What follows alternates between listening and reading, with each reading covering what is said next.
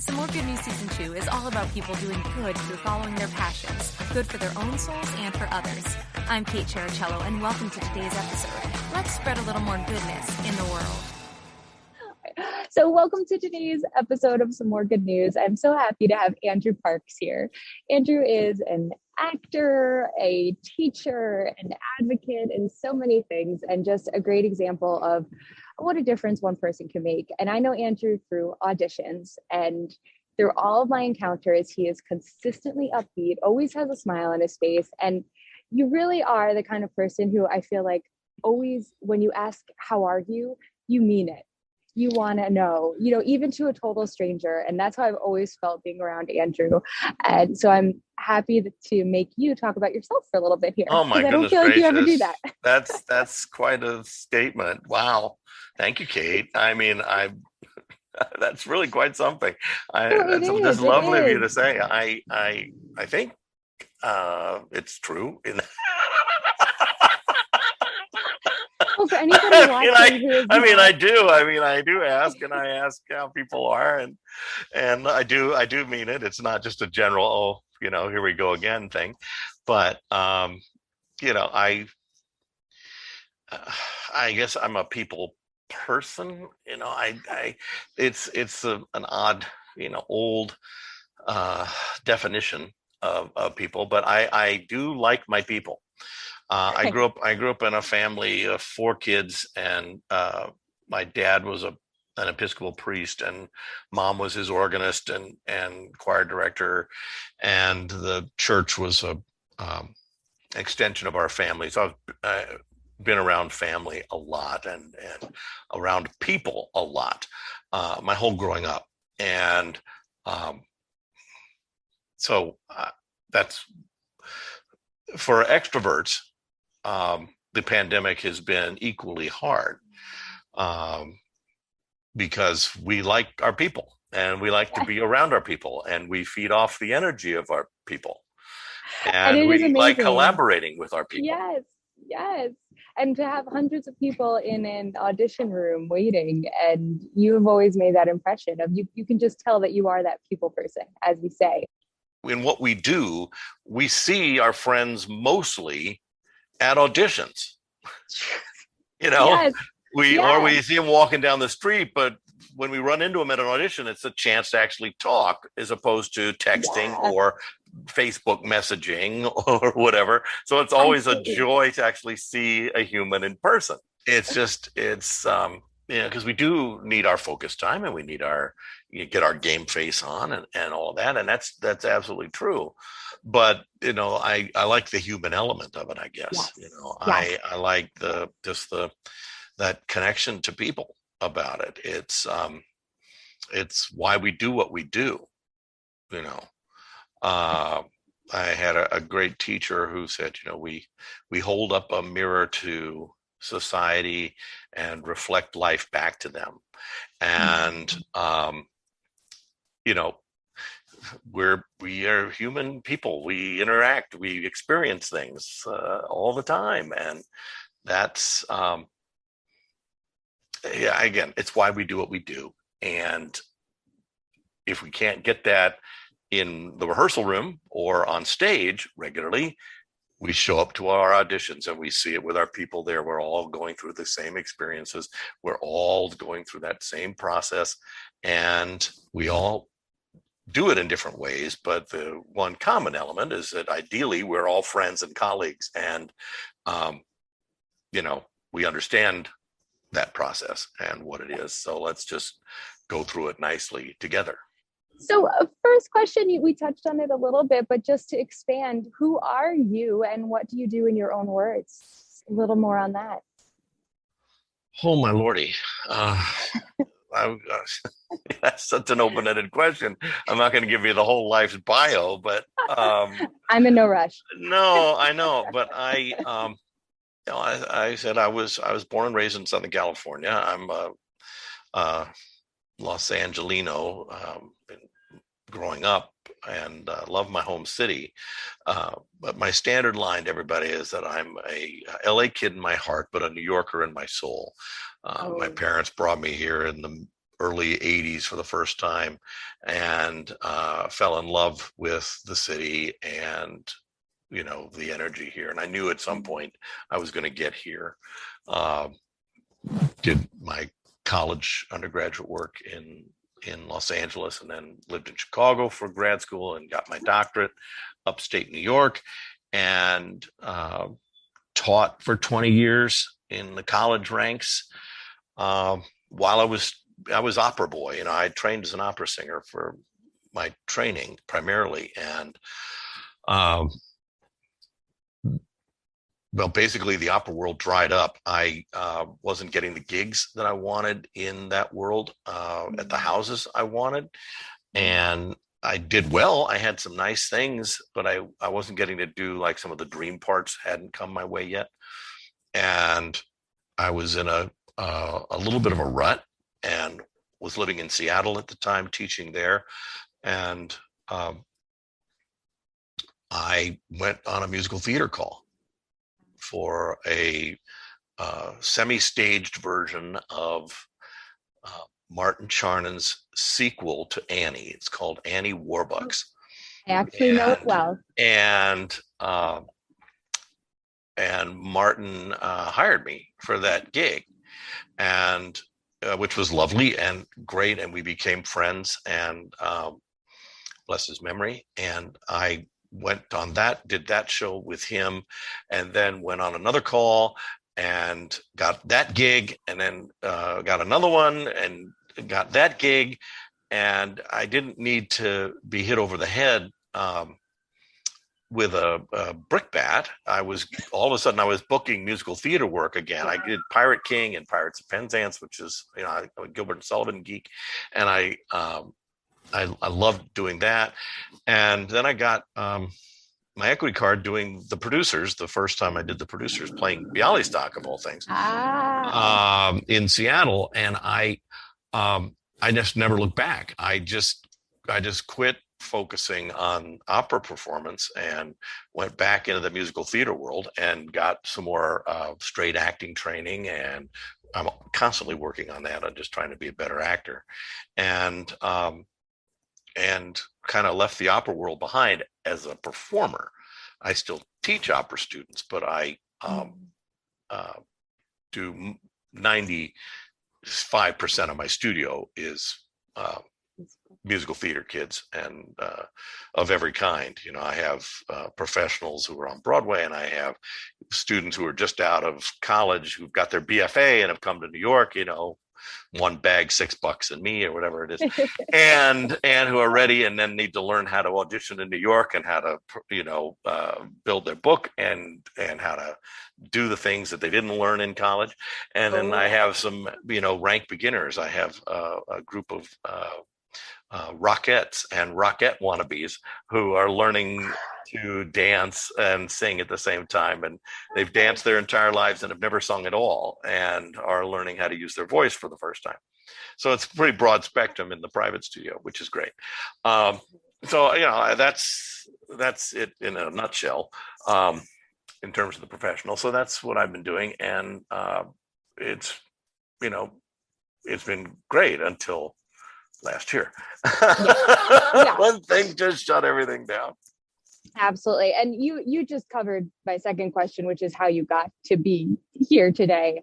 But third, going into talking about COVID, how does your world look different? I mean, the obvious is theaters are shut down, but additionally, you do so many things. And I know you mentioned before this a little bit more of the advocacy. So I'd love to hear more about how your world's changed now. And then also what maybe you want to continue, a good change. And as you tell me this, I'm going to shift because my eyes are starting to water because it is that sunny here right now. Oh, lucky you to be outside. So we're going to take, it's marvelous. Well, we're just going to take a little bit of a field trip here to the slightly more shaded spot. And now go for it, Andrew. Hey. The advocacy part, again, that came from my parents and grandparents. I mean, they were always active in causes, and being supportive things that were important to them, particularly around education and the environment and social justice and equality. And so that's just something I grew up with. I'm a burnt out old, FDR liberal, and will be until they put me in a pine box. But I mean, it's just, I was very fortunate and I grew up in a family that had some comfort and privilege, and or at least compared to many others. And it was a responsibility to be caring about people who weren't as fortunate. And that's just been something that I've done, my family has done, my brothers and sisters have done, and cousins have done. We've all taken part in that, and it's been an important part of it. And I was able to turn to that this last year and really at least commit time and energy helping and supporting and what I could financially as well. During COVID, because the work was shut down and the teaching was shut down. I went from at one point having 60 private students to having one. 60, wow. And I mean, spread out, because people are out there working and they're not coming regularly, or they're coming once a month, or they're coming every other week, or they're coming every 3 months or whatever, but down to one, because teaching online and Zoom is not my thing. God bless my colleagues who find it okay and can do it. I've just found it incredibly frustrating, particularly with the beginners, trying to help them understand the workings of a voice, physically was a challenge and hard to do online.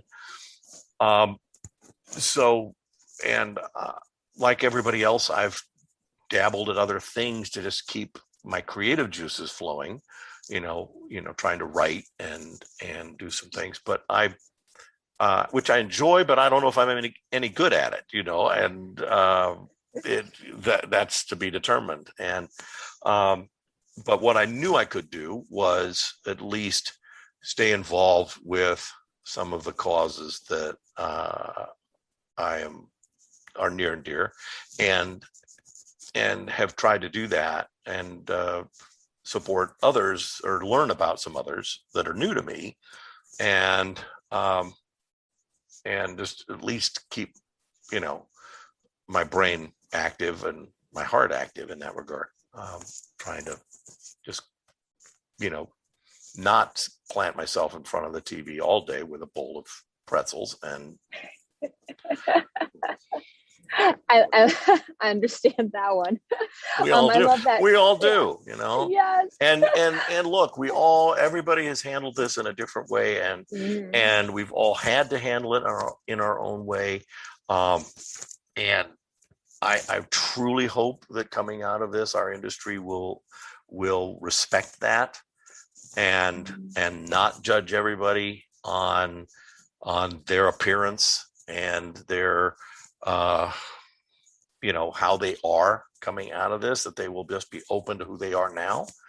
And we've never gone through anything like this collectively. Certainly our industry hasn't in our lifetimes. And it was already starting to be sticky and about body shaming and challenging people and being so focused on their looks and appearance and whether or not you fit the part, aesthetically, let alone creatively. That I hope that COVID hasn't heightened that. That we've all dealt with this in different ways. Some of us have sat in front of the TV with a bowl of pretzels for 6 months, and understandably, just not knowing what to do. I did that for the first, 3 months. I cooked and ate and and took care of my family and did that. And my daughter was home for 10 months from college, doing college remotely. And so I was, doing all those things, and that's the gig, right? You do it, but, and I wasn't spending any time working on new monologues, and I wasn't spending time working on new song literature. I read a couple of plays, and then I said, okay, I'm done reading plays. I want to read a novel. I want to read something else, and all of that gets wrapped into, I hope that people aren't judged because they didn't, read all of the classic play literature and memorize 12 new monologues and, discover 16 new musicals that they'd never, and now they know the scores back to front, and they're, if you did that, God bless you. Congratulations. And wow. If you lost 100 pounds and put on, 40 pounds of muscle and look fantastic, congratulations. God bless you too. Good. But God bless the person who just cooked for his daughter for 10 months and, or, decided to just discover something else completely untheater related, and, or unacting related, and did something completely disassociated to what we do, who just had to get by. Yes. Just to survive it. It's there should be no rules coming out of this about any of this. We all are going to come out of this how we come out of this. And there, in my mind, we should all be on an equal plane, regardless of the ephemera. I don't know if that's going to happen. I don't. None of us does. But, it's going to be very interesting. So I don't know how I got off on all of that. Feel free to edit that. No. And Lord. It makes so much sense, because it does, like, in theory, you're like, oh, I have an entire year to do whatever I want, quote. Right. Like, that's totally not how it is. We are in a worldwide trauma. And like you said, exactly, everyone's going to process that differently.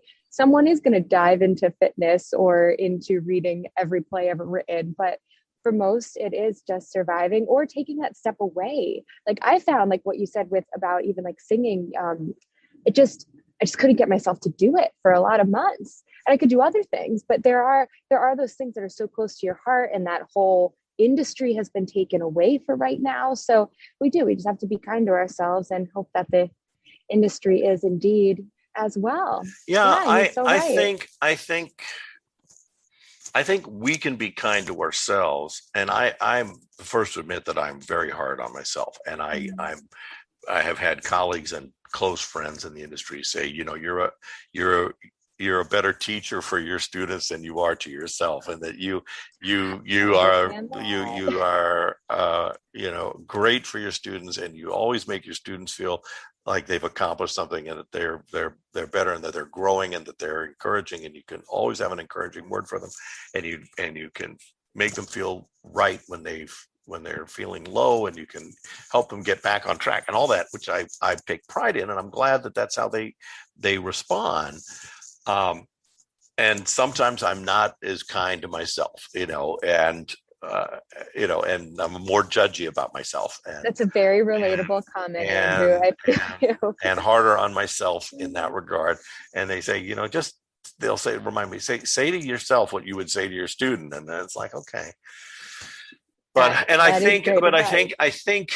think we generally, coming out of this, are learning to be gentler with ourselves and all that. The great unknown is how the quote industry is going to respond to us as who we are now. And what is going to be. I don't know if you saw it. There was an article from the New York Times. Yes. That was being passed around a couple weeks ago, in dealing with the announcement that the theater's coming back in September and yippee yahoo and all that, but it may not be the same. And in the bump headline, it talked about actors have put on weight. Yeah. And the author of the article, I don't even remember his name. I mean, I wrote an email, which has not been responded to. And I said, that shouldn't have even been in the discussion, in the world we live in now. But this is the level of hurdle that we all have to do. I mean, I really think, and I hope that there's going to be a reckoning and a seismic shift coming out of this in every way, certainly for BIPOC or gender fluidity and for disabled, physically challenged people. All of this has got to change and be open to all of this and accepting and inclusive for all of this. We've given so much lip service, and I'm a old white guy saying this, who's like, when is this going to happen? We've been talking about it and giving lip service to it for decades. Is now finally the time? It's enough's enough. When is fairness and equity really going to happen? And maybe coming out of this, that's going to be the case. I hope it is. I don't know. I really don't. And we won't know until we go through that next phase either. Yeah. It's astounding, but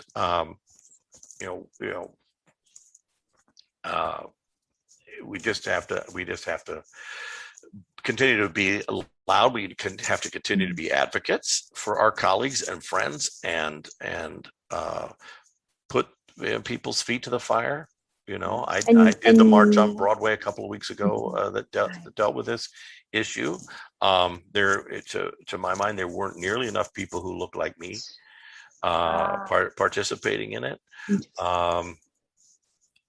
For whatever reason, I'm not about to hypothesize reasoning, but but people like me have to speak up. A couple of weeks ago, I had a guest, Alvin Huff Jr., and he is part of the co-founding group of this organization called MUSE, Musicians United for Social Equity. Have you heard of that one? No, I don't believe I have. It's very new. And something that I so pulled into by it is the fact that they made sure that their founding group is made up of all colors. And it is, even though it's focused on, people of color getting more work and getting the networking skills and all of those great things, they made sure that there were white people on their board, there were all colors, that sort of thing, because like what you just said, it's easy for the group that's feeling the marginalization and whatnot to speak up, but to get people from all walks of life to speak up for that group is so needed. So that I thought was so wonderful what he's doing there with that, and you showing up to the March on Broadway. That's such an important step. And I also know, just from following you on social media, you are a great advocate, and you are sharing the articles, and you are putting out the posts to question what's happening right now. And those are all important steps. So thank you for doing that. Well, you're welcome. I mean, I do it because I think we have to. And because I want to, if it sparks some conversation or be part of the conversation, that's great. But again, I just think it's also in my DNA to do it and go. And it's obviously a very passionate subject for a lot of people right now, and an important one and a necessary one. And it needs to continue. We've talked a lot about a variety of things, but about goodness, I know that you have seen a lot of goodness through what you've done, be it students that you've coached, be it things that have happened to you as a person. Do you have a story or multiple stories of just goodness that you've seen related to your passions? Wow. Wow, you should have given me that question a couple of days ago so I could have really thought about it and ruminated on it. That's what's kind of fun about this, is that and on the spot. Well, certainly I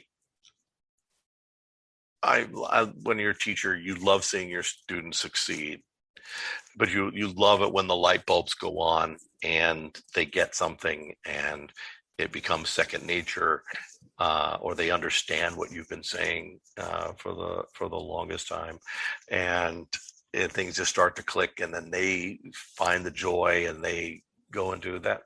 That's marvelous. One of the organizations that I support is called Exploring the Arts. It's an organization in Queens. It was founded by Tony Bennett. It's part of the Frank Sinatra School, and it's the philanthropic wing of his foundation. And they do arts integrated education there, and they take failing schools, elementary schools, middle schools, high schools, and completely transform how they teach, and using the arts to teach all the subjects. And that's what arts integrated curriculum means, and have completely transformed them from failing schools into successful schools. Mrs. Obama had a similar organization, and the name is escaping me right now, that we partnered with. Turnaround Arts, and they are now housed at the Kennedy Center in DC. After she left office, she kind of willed it to the Kennedy Center so that the organization wouldn't fail or disband after they left office. And thankfully she did. And they have spread this program nationally, where they do arts integrated education at schools all over the country, and have completely transformed them. So the level of goodness in that is marvelous, and great to see that what we do can have an impact from a very young age all the way through. And if nothing else, makes people lifelong fans of the arts, but show that that there's not one way to learn things, and that there are a variety of different things. I've seen, people out there just putting themselves out there for other things unrelated to our industry, I think is extraordinary. People are very passionate about the environment and social justice. My darling Mara Davi is a former student of mine. She is one of the leading lights in the Broadway Alliance for the Environment, and she is living the life of someone who is trying to help save our planet.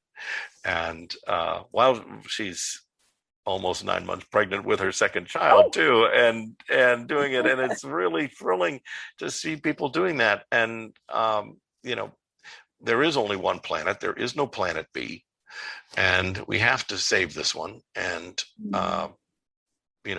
it's important to do systemic, small little things. All of us, simple little things. Not buying plastic bottles, not buying plastic garbage bags, using reclaimed articles of clothing and reclaimed items around the house, not using liquid soap, liquid laundry detergent and liquid fabric softener are two of the biggest users of water in the world. And if we went to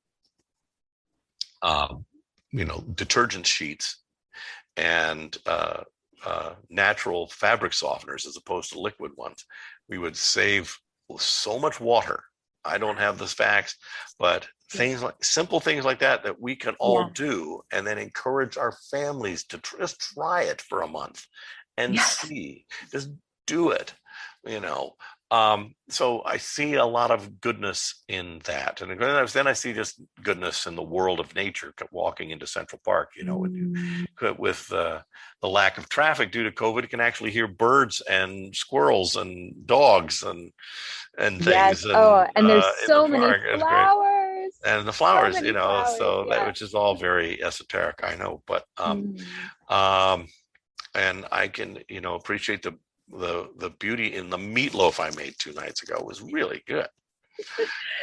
I love to cook. I love to cook, so I just try to do something different and try something new. You know, I'm not anywhere near a chef, but I just try to, you know, be brave and take on something else. But you know, there's goodness all around us if you just look for it and not focus completely on the negative. I mean, good Lord, we had enough of that for the last 4 years, and it was exhausting and overwhelming. I'd never, you know, been anything through that. None of us had remotely, and hope we never do again.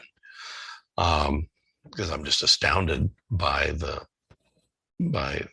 But we don't need to get into a political diatribe here. But there is a lot of goodness and kindness happening. You know, I held the door open for a lady the other day who was walking into Nordstrom, and she thanked me for holding the door open for her. It's just something I do. But, you know, people forget to do simple things like that.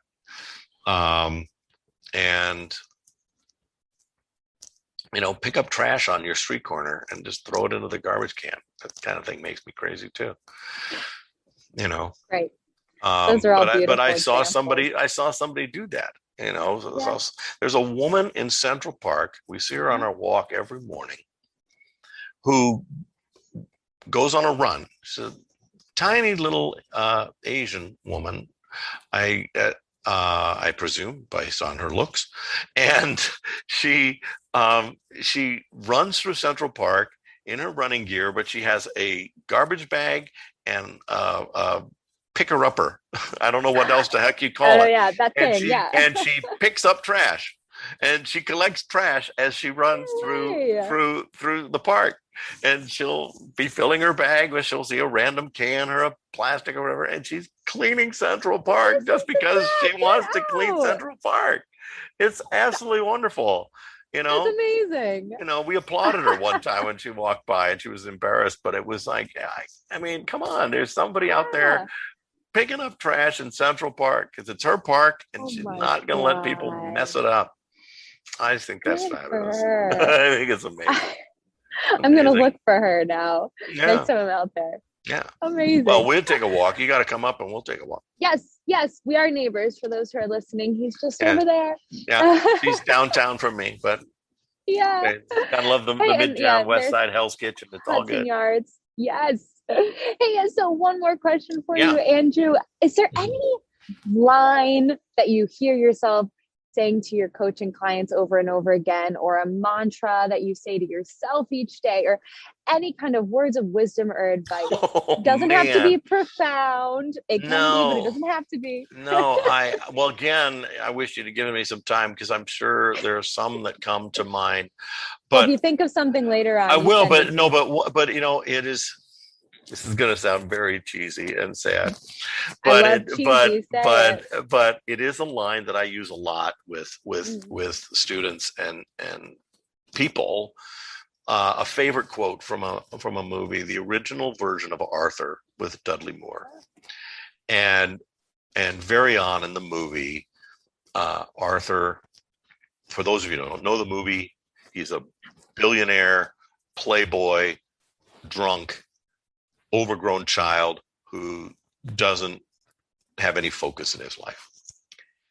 And early on in the movie, he's talking to a woman on a date, and he looks at her very soberly and says, isn't fun the best thing to have?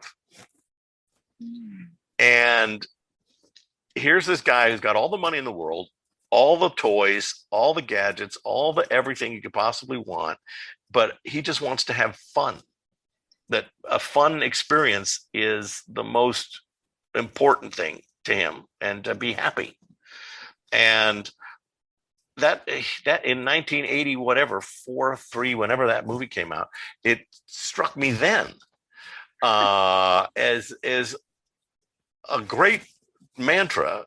You can have fun any way you want it. It doesn't, and you don't have to be a billionaire to have it. And but it is the best thing to have. Having a fun life is a pretty good one, and I've had a pretty good one so far. I mean, I have not had to spend my life doing things that I didn't want to do in order to pay the bills or just get by.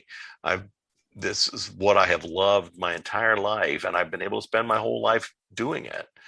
I say, if I could have hit a curveball, I would have been the first baseman for the Dodgers, but I couldn't hit a curveball.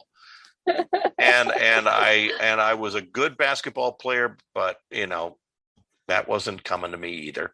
And I was skinny. I was really skinny when I was younger too. So it was like I wasn't strong enough physically. But I love sports. But this is what I love to do, is this, being in music and listening to great music and theater and being around the performing arts. And I can't imagine my life not doing it. And I'm awfully grateful I've been able to do it for as long as I have been able to do it.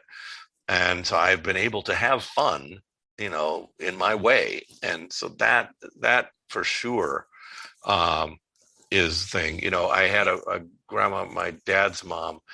She would often say also, apropos of nothing, just be sure to dive in feet first. You might break your ankle, but you won't break your neck. And I thought, well, that's something. She was from the California farm country, and that was very fun. You dive in, at least you're diving in and you're trying and you're doing it. And you might break your ankle, but you won't break your neck. Like, okay, I get what you're saying, Grandma. You're saying try, dive in. You never know. Yeah. But I do say that,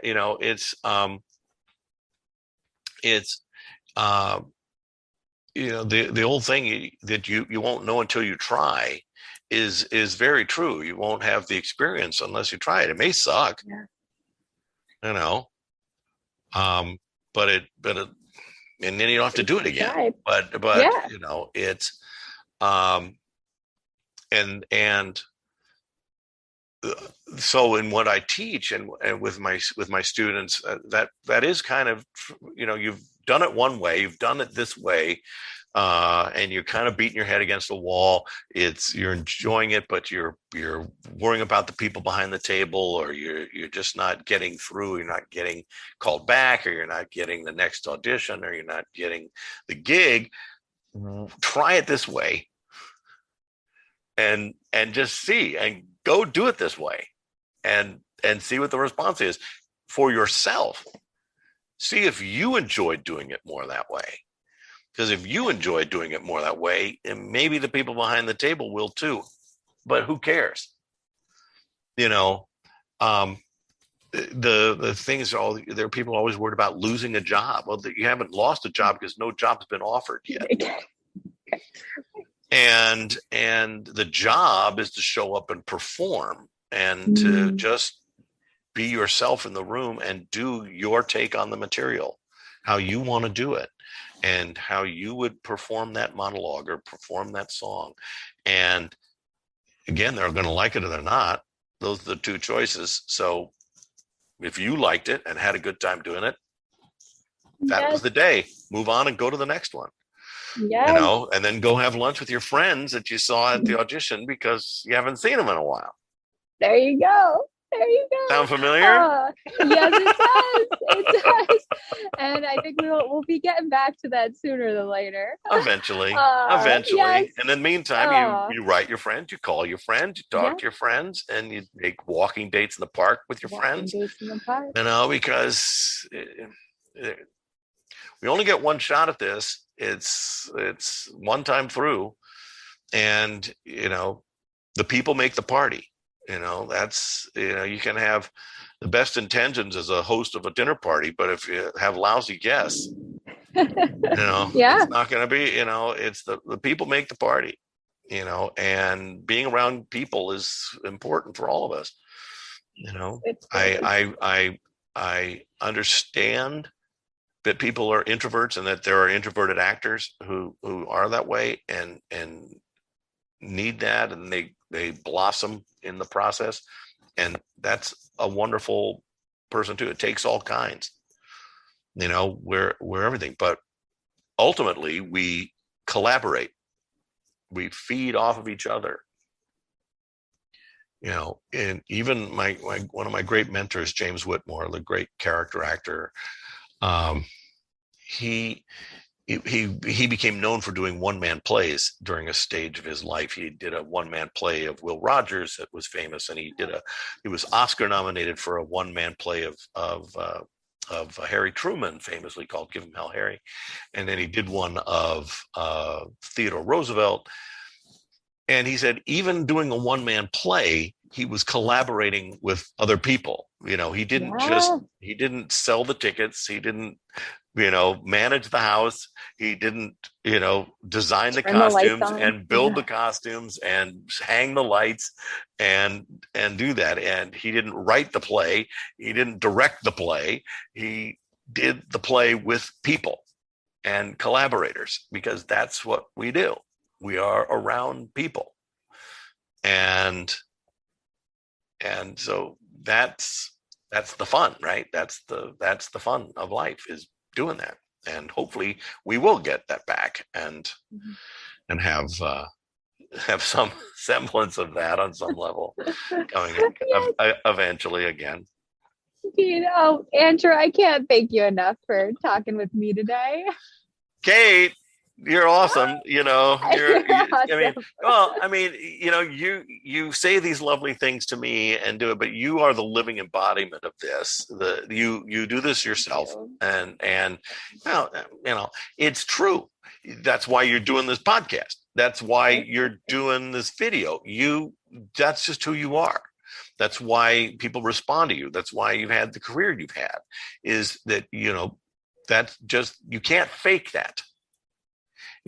And it's just, you're hardwired for it. So it's an honor to play and to be here with you, and I'm flattered that you asked. It's just, well, thanks. And right back at you. Like, because, no, not too many people think an old man has something to say. And so I appreciate that.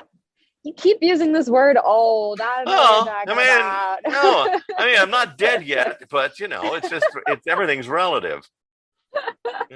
You got a lot more years of bringing brightness to the world. Oh, I'm going to try. That's for sure. We need all the good news we can get.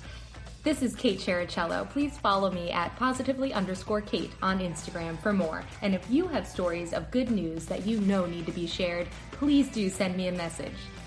If you enjoyed today's episode, it would mean so much if you shared it with your friends and left a review. Thank you, and see you next time.